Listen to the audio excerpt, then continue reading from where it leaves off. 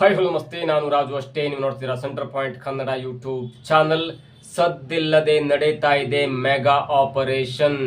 ಕಾಂಗ್ರೆಸ್ ಪಕ್ಷದ ಪ್ರಮುಖ ವಿಕೆಟ್ಗಳನ್ನೇ ಕಿತ್ತಂತ ಮಾಜಿ ಮುಖ್ಯಮಂತ್ರಿ ಎಚ್ ಡಿ ಕುಮಾರಸ್ವಾಮಿ ಇನ್ನು ಮುಂದೆ ಅಂದ್ರೆ 2028ಕ್ಕೆ ಎಚ್ ಡಿ ಕುಮಾರಸ್ವಾಮಿ ಮುಖ್ಯಮಂತ್ರಿ, ಜೊತೆಗೆ ಇವರೇ ಮುಂದಿನ ಮಂತ್ರಿಗಳು. ಏನು ಹೊಸ ಅಪ್ಡೇಟ್, ಏನಿದು ಹೊಸ ಬ್ರೇಕಿಂಗ್ ನ್ಯೂಸ್, ಇವೆಲ್ಲವನ್ನ ನೋಡೋಣ. ಅದಕ್ಕಿಂತ ಮೊದಲು ಇಲ್ಲಿ ತನಕ ನಮ್ಮ ಚಾನೆಲ್ ನ ಸಬ್ಸ್ಕ್ರೈಬ್ ಮಾಡಿಲ್ಲ ಅಂದ್ರೆ ಈಗಲೇ ಸಬ್ಸ್ಕ್ರೈಬ್ ಮಾಡಿ, ಜೊತೆಗೆ ಕಾಮೆಂಟ್ಗಳ ಮುಖಾಂತರ ತಮ್ಮ ಅಭಿಪ್ರಾಯವನ್ನು ತಿಳಿಸಬಹುದು. ಎಷ್ಟು ವೀಕ್ಷಕರೇ, ಸಿದ್ದರಾಮಯ್ಯನವರು ಇದೀಗ ಮಾಜಿಯಾಗಿದ್ದಾರೆ. ಸಿದ್ದರಾಮಯ್ಯನವರ ಮುಖ್ಯಮಂತ್ರಿ ಸ್ಥಾನದಲ್ಲಿ ಡಿ ಕೆ ಶಿವಕುಮಾರ್ ಎನ್ನುವಂತ ಒಬ್ಬ ಸಂಘಟನಾ ಚತುರ, ಅಂದ್ರೆ ಕಾಂಗ್ರೆಸ್ ಪಕ್ಷ ಕಂಡು ಕೀಳರಿಯದಂತ ಒಬ್ಬ ಸಂಘಟನಾ ಚತುರ ಡಿ ಕೆ ಶಿವಕುಮಾರ್ ಅವರು ಇದೀಗ ಮುಖ್ಯಮಂತ್ರಿ ಪದವಿಯನ್ನು ಅಲಂಕರಿಸಿದ್ದಾರೆ ಜೂನ್ 3ಕ್ಕೆ.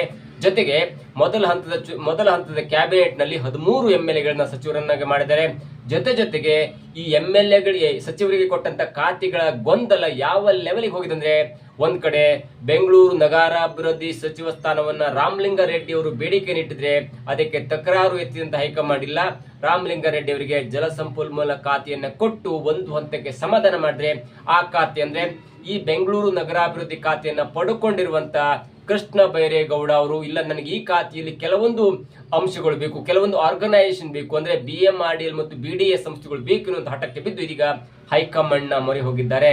ಇದರ ಜೊತೆಗೆ ನಿನ್ನೆ ಮೀಟಿಂಗ್ ಮಾಡಿದಂತ ಡಿ ಕೆ ಶಿವಕುಮಾರ್, ತನ್ನ ಕ್ಯಾಬಿನೆಟ್ ಅಥವಾ ತಮ್ಮ ಸಚಿವ ಸಂಪುಟದ ಸಹೋದ್ಯೋಗಿಗಳೊಂದಿಗೆ ಮೀಟಿಂಗ್ ಮಾಡಿದಂತ ಡಿ ಕೆ ಶಿವಕುಮಾರ್ ಅವರು ಗೃಹ ಜ್ಯೋತಿ ಮತ್ತು ಗೃಹಲಕ್ಷ್ಮಿ ಗ್ಯಾರಂಟಿಗಳನ್ನ ಮರುಪರಿಶೀಲನೆ ಮಾಡಿ ಮತ್ತೊಮ್ಮೆ ಅರ್ಜಿಯನ್ನು ಆಹ್ವಾನಿಸಿದ್ದಾರೆ. ಇದು ಒಂದು ಕಡೆ ಜನರಿಗೆ ಎಲ್ಲೋ ಒಂದ್ ಕಡೆ ಸಂಶಯ ಉಂಟು ಮಾಡುವಂತೆ ಮಾಡಿದೆ. ಜೊತೆಗೆ ಎಲ್ಲೋ ಒಂದ್ ಕಡೆ ಮತದಾರರಿಗೆ ಇಲ್ಲ, ಡಿ ಕೆ ಶಿವಕುಮಾರ್ ಅವರು ಮುಖ್ಯಮಂತ್ರಿ ಆದ ನಂತರ ಎಲ್ಲೋ ನಮಗೆ ಮೋಸ ಆಗ್ತಿದೆ, ಸಿದ್ದರಾಮಯ್ಯನವರು ಅಳೆದು ತೂಗಿ ಕೊಟ್ಟು ಎಲ್ಲರನ್ನು ಕೂಡ ಸಮಾಧಾನದಿಂದ ನೋಡ್ತಾ ಇದ್ರು, ಆದ್ರೆ ಡಿ ಕೆ ಶಿವಕುಮಾರ್ ಅವರು ಎಲ್ಲೋ ಒಂದ್ ಕಡೆ ಲೆಕ್ಕವನ್ನ ಪಕ್ಕ ಮಾಡುವಂತ ಹಂತದಲ್ಲಿ ನಮಗೆ ಒಂದು ಮೋಸ ಮಾಡುವಂತ ನಿಟ್ಟಿನಲ್ಲಿ ಮುಂದುವರಿತಾ ಇದ್ದಾರೆ ಅನ್ನುವಂತ ಒಂದು ಅಂಶ ಇದೀಗ ಇವತ್ತಿನಿಂದ ಜೋರಾಗಿ ಸದ್ದನ್ನ ಮಾಡ್ತಾ ಇದೆ. ಇದು ಇದೀಗ 2028ರ ರಾಜ್ಯ ವಿಧಾನಸಭೆ ಚುನಾವಣೆಯಲ್ಲಿ ದೊಡ್ಡ ಹೊಡೆತ ಕೊಡುವಂತ ಸಾಧ್ಯತೆ ಇದೆ. ಒಂದು ವೇಳೆ ಈ ಗೃಹಲಕ್ಷ್ಮಿ ಮತ್ತು ಗೃಹ ಜ್ಯೋತಿ ಗ್ಯಾರಂಟಿಯಲ್ಲಿ ಏನಾದ್ರೂ ಹೆಚ್ಚು ಕಡಿಮೆಯಾಗಿ ಕೆಲವೊಬ್ಬ ಒಂದು ಅರ್ಹತೆ ಉಳ್ಳಂತ ವ್ಯಕ್ತಿಗಳಿಗೆ ತಪ್ಪು ಹೋಗ್ಬಿಟ್ರೆ ಅದು ನಿಜಕ್ಕೂ ಕೂಡ ಫಲಾನುಭವಿಗಳಿಗೆ ನಿರಾಸೆಯಾಗತ್ತೆ ಮತ್ತು 2028ರ ಚುನಾವಣೆಯಲ್ಲಿ ಕಾಂಗ್ರೆಸ್ ಪಕ್ಷಕ್ಕೆ ದೊಡ್ಡ ಹೊಡೆತವನ್ನು ಕೊಡುತ್ತೆ. ಇದರ ಮುಂದುವರಿದ ಭಾಗವಾಗಿ ಇದೀಗ ಮೆಗಾ ಆಪರೇಷನ್ ಒಂದು, ಸದ್ದಿಲ್ಲದೆ ಮೆಗಾ ಆಪರೇಷನ್ ಒಂದು ನಡೀತಾ ಇದೆ.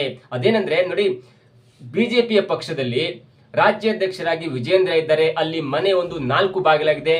ಇದರ ಮಧ್ಯೆ ಕೇಂದ್ರದಲ್ಲಿ ಸಚಿವ ಸ್ಥಾನ ಪಡ್ಕೊಂಡಿದ್ರು ಕೂಡ, ಬೃಹತ್ ಕೈಗಾರಿಕಾ ಸಚಿವ ಸ್ಥಾನವನ್ನು ಪಡ್ಕೊಂಡಿದ್ರು ಕೂಡ, ಮೋದಿ ಪಕ್ಕದಲ್ಲಿ ಕೂರುವಂತ ಒಂದು ಸ್ಥಾನ ಸಿಕ್ಕರು ಕೂಡ ಕುಮಾರಸ್ವಾಮಿ ಅವರಿಗೆ ಇಲ್ಲ, ನಾ ರಾಜ್ಯಕ್ಕೆ ಮರಳಬೇಕು, ರಾಜ್ಯದಲ್ಲಿ ರಾಜ್ಯ ಪ್ರವಾಸವನ್ನು ಮಾಡಿ ಜೆಡಿಎಸ್ ಅನ್ನ ಮತ್ತೆ ಸಂಘಟನೆ ಮಾಡಿ ಜೆಡಿಎಸ್ ಪಕ್ಷವನ್ನು 2028ರಲ್ಲಿ ಮತ್ತೆ ಅಧಿಕಾರಕ್ಕೆ ತರಬೇಕು ಎನ್ನುವಂತ ನಿಟ್ಟಿನಲ್ಲಿ ಇದೀಗ ರಾಜ್ಯ ಪ್ರವಾಸವನ್ನ ಮಾಡ್ತಾ ಇದ್ದಾರೆ.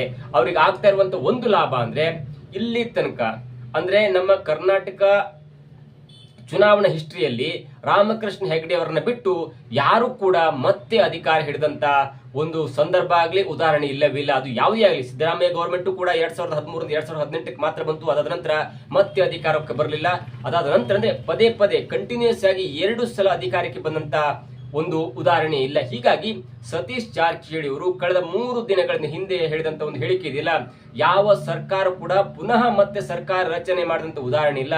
ಎಷ್ಟೇ ಒಳ್ಳೆಯ ಕಾರ್ಯ ಮಾಡಿದ್ರು ಕೂಡ ವಿರೋಧ ಪಕ್ಷವು ಅಧಿಕಾರಕ್ಕೆ ಬರುತ್ತೆ. ಹೀಗಾಗಿ ಯಾವುದೂ ಕೂಡ ಅಂತ್ಯವಲ್ಲ. ಒಂದು ಹಂತಕ್ಕೆ ಡಿ ಕೆ ಶಿವಕುಮಾರ್ ಅವರು ಮುಖ್ಯಮಂತ್ರಿ ಆಗಬಹುದು, ಆದ್ರೆ ಮುಂದಿನ ದಿನಗಳಲ್ಲಿ ಎಲ್ಲರೂ ಕೂಡ ಅವಕಾಶ ಬರುತ್ತೆ ಅನ್ನುವಂತ ಪರೋಕ್ಷ ಹೇಳಿಕೆಯನ್ನು ನೀಡಿ 2028ಕ್ಕೆ ಕಾಂಗ್ರೆಸ್ ಪಕ್ಷ ಕೂಡ ಸೋಲತ್ತೆ ಅನ್ನುವಂತ ಮುನ್ನೆಚ್ಚರಿಕೆಯನ್ನು ಕೊಟ್ಟಿದ್ದಾರೆ. ಇದರ ಮುಂದುವರಿದ ಭಾಗವಾಗಿ ಜೆಡಿಎಸ್ಗೆ ಯಾವ ಲೆಕ್ಕದಲ್ಲಿ ಲಾಭ ಆಗುತ್ತೆ ಅನ್ನೋದನ್ನು ನೋಡ್ತಾ ಹೋದ್ರೆ ನೋಡಿ, ಬಿಜೆಪಿ ಮತ್ತು ಜೆಡಿಎಸ್ ಪಕ್ಷಗಳು 2028ಕ್ಕೆ ಮೈತ್ರಿ ಪಕ್ಷವಾಗಿ ಕಣಕ್ಕಿಳಿಯುವಂತ ಎಲ್ಲಾ ಸಾಧ್ಯತೆ ಇದೆ ಮತ್ತು ಹೈಕಮಾಂಡ್ ಕೂಡ ಅದಕ್ಕೆ ಒಲವನ್ನು ವ್ಯಕ್ತಪಡಿಸಿದೆ. ಯಾಕಂದ್ರೆ 2024ರ ಲೋಕಸಭಾ ಚುನಾವಣೆಯಲ್ಲಿ ಕೂಡ ಜೆಡಿಎಸ್ ಮತ್ತು ಬಿಜೆಪಿ ಪಕ್ಷಗಳು ಮೈತ್ರಿಯಾಗಿ ಚುನಾವಣೆಯನ್ನು ಎದುರಿಸಿದ ಕಾರಣಕ್ಕಾಗಿ ಸಲೀಸಾಗಿ 20-22 ಸೀಟನ್ನ ಕಾಂಗ್ರೆಸ್ ಗೆಲ್ಲಬಹುದಿತ್ತು. ಅದನ್ನ ಮೀರಿ ಇದೀಗ ಜೆಡಿಎಸ್ ಮತ್ತು ಬಿಜೆಪಿ ಮೈತ್ರಿ ಪಕ್ಷಗಳು 19ನೇ ಗೆದ್ದು ಕಾಂಗ್ರೆಸ್ ಪಕ್ಷವನ್ನು ಮಕಾಡೆ ಮಲಗಿಸಿದ್ದು. ಇದು ಕೂಡ ಒಂದು ಹಂತಕ್ಕೆ ಮುನ್ಸೂಚನೆ ಎಂಬಂತೆ ಕಾಂಗ್ರೆಸ್ ಬಿಜೆಪಿ ಮತ್ತು ಜೆಡಿಎಸ್ ನ ನಾಯಕರು ಒಟ್ಟುಗೂಡಿ 2028ಕ್ಕೆ ಬಿಜೆಪಿ ಮತ್ತು ಜೆಡಿಎಸ್ ನ ಮೈತ್ರಿ ಬಲದಿಂದ ಕಾಂಗ್ರೆಸ್ ಅನ್ನು ಎದುರಿಸುವಂತ ಎಲ್ಲಾ ಲಕ್ಷಣಗಳು ಕಾಣ್ತಾ ಇರುವಂತ ಹಿನ್ನೆಲೆಯಲ್ಲಿ ಇದೀಗ ಮಾಜಿ ಮುಖ್ಯಮಂತ್ರಿಯಾದಂತಹ ಕುಮಾರಸ್ವಾಮಿ ಅವರು ತನಗೆ ಬರಬೇಕಾದಂತ ಸೀಟುಗಳ ಲೆಕ್ಕಾಚಾರವನ್ನು ಒಂದೊಂದೇ ಇದೀಗ ಬಿಜೆಪಿ ಮುಂದಿಡುತ್ತದೆ. 224 ಕ್ಷೇತ್ರಗಳ ಪೈಕಿ ಬಿಜೆಪಿ ಸರಿಸುಮಾರು 170-180 ಸೀಟನ್ನು ಕೇಳುವಂತ ಲಕ್ಷಣದಲ್ಲಿದ್ರೂ ಕೂಡ ಕನಿಷ್ಠ ಅಂದ್ರೂ ಕೂಡ ಜೆಡಿಎಸ್ಗೆ 54 ಸೀಟ್, ಅಂದ್ರೆ 170 ಬಿಜೆಪಿಗೆ ನಿಲ್ಲಬಹುದು, 54 ಜೆಡಿಎಸ್ ನಿಲ್ಲಬಹುದು. ಹೀಗಾಗಿ 224 ಕ್ಷೇತ್ರಗಳಲ್ಲಿ ಸರಿಸುಮಾರು 54-60 ಸೀಟನ್ನ ತನಗೆ ಪಡ್ಕೊಂಡ್ರು ಕೂಡ ಸಿಕ್ಕಂತ 60 ಕ್ಷೇತ್ರಗಳಲ್ಲಿ 40 ಕ್ಷೇತ್ರವನ್ನು ಗೆದ್ರು ಕೂಡ ಸಲೀಸಾಗಿ ಕುಮಾರಸ್ವಾಮಿ ಅವರಿಗೆ ಇರುವಂತ ವರ್ಚಸ್ಸು, ಕುಮಾರಸ್ವಾಮಿಗೆ ಇರುವಂತ ಒಂದು ಮಾಸ್ ಬೆಂಬಲ ಇವೆಲ್ಲವನ್ನು ನೋಡ್ತಿದ್ರೆ ಬಿಜೆಪಿ ಕೂಡ ಕುಮಾರಸ್ವಾಮಿ ಅವರಿಗೆ ಮುಖ್ಯಮಂತ್ರಿ ಪಟ್ಟವನ್ನ ಕೊಡಬಹುದು. ಯಾಕಂದ್ರೆ ಒಂದು ವೇಳೆ ಕುಮಾರಸ್ವಾಮಿ ಅವರು ತನಗೆ ಮುಖ್ಯಮಂತ್ರಿ ಪಟ್ಟವನ್ನ ಕೊಡ್ಲಿಲ್ಲ ಅಂದ್ರೆ ಕುಮಾರಸ್ವಾಮಿ ಅವರು ಹಿಸ್ಟ್ರಿ ಹೇಳುತ್ತೆ, ಅವರು ಕಾಂಗ್ರೆಸ್ ಜೊತೆ ಕೂಡ ಹೋಗಬಹುದು. ಆ ಒಂದು ಹಿನ್ನೆಲೆಯಲ್ಲಿ ಮುಖ್ಯಮಂತ್ರಿ ಆಗುವುದು ನಿಶ್ಚಿತ ಕುಮಾರಸ್ವಾಮಿ ಅವರು.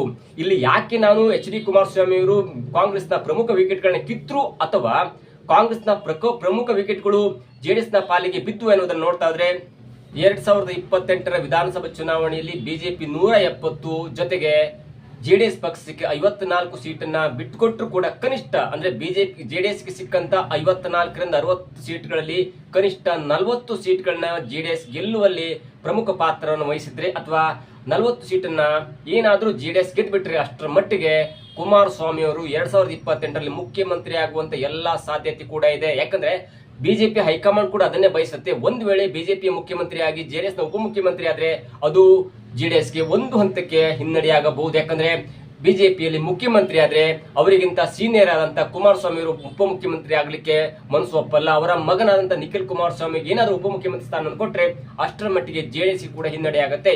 ಹೀಗಾಗಿ ತನ್ನ ಪಕ್ಷವನ್ನು ಉಳಿಸಿಕೊಳ್ಳಲೇಬೇಕಂದ್ರೆ ಕುಮಾರಸ್ವಾಮಿ ಕೂಡ ಬಿಜೆಪಿ ಹೈಕಮಾಂಡ್ಗೆ ಒತ್ತಡವನ್ನು ಹೇರಿ 20 ತಿಂಗಳ ಕಾಲ ಅಥವಾ ಮೊದಲ ಹಂತವಾಗಿ ನನಗೆ ಮುಖ್ಯಮಂತ್ರಿ ಪಟ್ಟವನ್ನ ಕೊಡಿ, 2008ರಲ್ಲಿ ಆದಂತ ವಚನ ಭ್ರಷ್ಟತೆಯ ಕಾಲವನ್ನ ನಾನು ಮತ್ತೆ ಯಾವತ್ತೂ ಮಾಡಲ್ಲ, ಅಥವಾ ನನಗೆ ಮುಖ್ಯಮಂತ್ರಿಯನ್ನ ಕೊಟ್ಟ ನಂತರ ಕೇವಲ ಒಂದೇ ವರ್ಷದಲ್ಲಿ ಮುಂದಿನ 4 ವರ್ಷ ಕೂಡ ನಿಮಗೆ ಮುಖ್ಯಮಂತ್ರಿ ಪಟ್ಟವನ್ನ ಕೊಡ್ತೇನೆ ಅನ್ನುವಂತ ದುಂಬಾಲನ್ನ ಬೀಳಬಹುದು. ಅದಕ್ಕೆ ಬಿಜೆಪಿ ಹೈಕಮಾಂಡ್ ಕೂಡ ಒಪ್ಪಬಹುದು. ಯಾಕಂದ್ರೆ ಈ ಹಿಂದೆ ಕುಮಾರಸ್ವಾಮಿ ಅವರ ಹಿಸ್ಟ್ರಿಯನ್ನ ನೋಡ್ತಾ ಹೋದ್ರೆ ಯಾವಾಗ ಯಾವ ಮಾತನ್ನು ತಪ್ಪುತ್ತಾರೆ ಅನ್ನೋದು ಕೂಡ ಕುಮಾರಸ್ವಾಮಿ ಸ್ವತಃ ತನ್ನ ದಾರಿಯ ನೆನಪಿಲ್ಲ. ಹೀಗಾಗಿ ಒಂದ್ ವೇಳೆ ಬಿಜೆಪಿ ಕುಮಾರಸ್ವಾಮಿಗೆ ಮುಖ್ಯಮಂತ್ರಿ ಪಟ್ಟವನ್ನ ಕೊಡದೇ ಇದ್ರೆ ಕುಮಾರಸ್ವಾಮಿ ಅವರು ಕಾಂಗ್ರೆಸ್ ಜೊತೆ ಸಲೀಸಾಗಿ ಹೋಗಬಹುದು. ಕಾಂಗ್ರೆಸ್ ಕೂಡ ಅದನ್ನೇ ಕಾಯ್ತಾ ಇರುತ್ತೆ. ಏನಾದ್ರೂ ಮಾಡಿ ಸೌತ್ ಇಂಡಿಯಾದಲ್ಲಿ ಈಗಾಗಲೇ ಕೇರಳ, ತೆಲಂಗಾಣ, ತಮಿಳುನಾಡು ಹೀಗೆ 3 ರಾಜ್ಯ ಜೊತೆಗೆ ಕರ್ನಾಟಕದಲ್ಲಿ ಈಗ ಕಾಂಗ್ರೆಸ್ ಪಕ್ಷ ಇದೆ. ಮುಂದಿನ ಹಂತದಲ್ಲಿ ಕಾಂಗ್ರೆಸ್ಗೆ ವಿಧಾನಸಭೆ ಚುನಾವಣೆ ಸೋಲಾದ್ರೂ ಕೂಡ ಮೈತ್ರಿ ಪಕ್ಷದ ಮೂಲಕ ಕಾಂಗ್ರೆಸ್ ಕೂಡ ಅಂದ್ರೆ ಕರ್ನಾಟಕ ಕೂಡ ಕಾಂಗ್ರೆಸ್ ಹಿಡಿತದಲ್ಲಿ ಇರಬೇಕೆನ್ನುವಂತ ಉದ್ದೇಶದಿಂದ ಕುಮಾರಸ್ವಾಮಿ ಅವರು ಬಂದ್ರೆ ವಿತೌಟ್ ಎನಿ ಕಂಡೀಷನ್ ಅವರಿಗೆ ಮುಖ್ಯಮಂತ್ರಿ ಪಟ್ಟವನ್ನ ಕೊಡಬಹುದು ಎನ್ನುವಂತ ಲೆಕ್ಕಾಚಾರ ಬಿಜೆಪಿ ಕೂಡ. ಹೀಗಾಗಿ ಒಂದು ಹಂತಕ್ಕೆ ಈ ಅಸಮಾಧಾನಿತ ಅಂದ್ರೆ ಡಿ.ಕೆ. ಶಿವಕುಮಾರ್ ಅವರ ಸಚಿವ ಸಂಪುಟದ 2ನೇ ಹಂತ ಸಚಿವ ಸಂಪುಟ ಪುನರಚನೆ ಆಗತ್ತಲ್ಲ, ಆ ಸಚಿವ ಸಂಪುಟದ ಒಂದು ಫಿಲಪ್ ಅಲ್ಲಿ ಒಂದು ವೇಳೆ ಹಿರಿಯರಿಗೆ ಅಂದ್ರೆ KN ರಾಜಣ್ಣ ಆಗಿರ್ಬೋದು, ಮಹಾದೇವಪ್ಪ ಆಗಿರ್ಬೋದು, NY ಗೋಪಾಲಕೃಷ್ಣ ಆಗಿರ್ಬೋದು ಅಥವಾ ಬೇರೆ ನಾಯಕರಿಗೆ ಒಂದ್ ವೇಳೆ ಮಂತ್ರಿ ಸಿಗಲಿಲ್ಲ ಅಂದ್ರೆ ಈಗಾಗಲೇ KN ರಾಜಣ್ಣನವರನ್ನ ಏನು ಹೇಳದೆ ಕೇಳದೆ ಉಚ್ಚಾಟನೆ ಮಾಡಲಾಗಿತ್ತಲ್ಲ. ಅವರ ವಿಷಯಕ್ಕೆ ಬಂದಾಗ KN ರಾಜಣ್ಣನವರನ್ನ ಹೇಗೆ ಕಾಂಗ್ರೆಸ್ ಪಕ್ಷ ಕಿತ್ತು ಬಿಸಾಡಿದ್ರಲ್ಲ, ಅಂದ್ರೆ ರಾಹುಲ್ ಗಾಂಧಿ ಅವರ ವಿರುದ್ಧ ಕೆಲವೊಂದು ವಿಷಾದಕರವಾದ ಮಾತು, ಕೆಲವೊಂದು ಆರೋಪದ ಮಾತನ್ನ ಆಡಿದ ಕಾರಣಕ್ಕಾಗಿ ಡಿ.ಕೆ. ಶಿವಕುಮಾರ್ ಅವರು ಟಾರ್ಗೆಟ್ ಮಾಡಿ ಹೇಗೆ KN ರಾಜಣ್ಣನ ಕಿತ್ತು ಬಿಸಾಡಿದ್ರಲ್ಲ, ಅದೇ KN ರಾಜಣ್ಣ ಇದೀಗ ಕಾಂಗ್ರೆಸ್ಗೆ